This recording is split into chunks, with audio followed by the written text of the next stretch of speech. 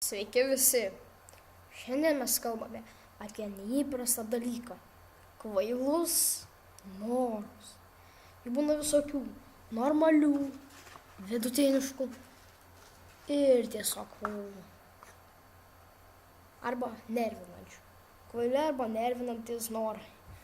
Štai dviejų tipų norai, apie kuriuos mes kalbėsime šiandien. Ateina žmogus prie tavęs ir sako: duok pinigų. Ir tu klausi: atstok, ko čia iš manęs nori?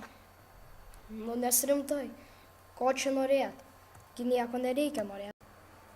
Kažko nori ar nieko nenori? Yra ir įkyrių norų. Tiesiog kai jie tave nervina, tu nenori jų girdėti, bet tavęs klausia.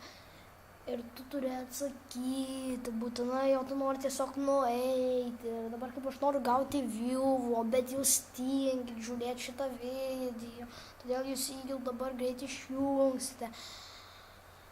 Tai va, tai aš jau greitai ir pabaigsiu. Čia tikrai trumpas video.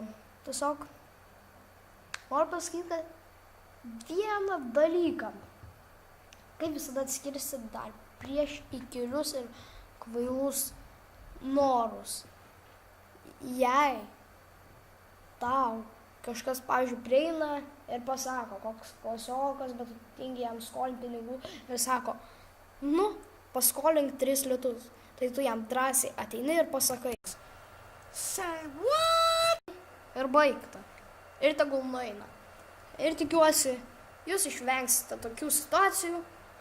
Atsakė paprastą atsakymą ir nuėję. Ir jų nebus visai awkward. Čia angliškas žodis. Tai va.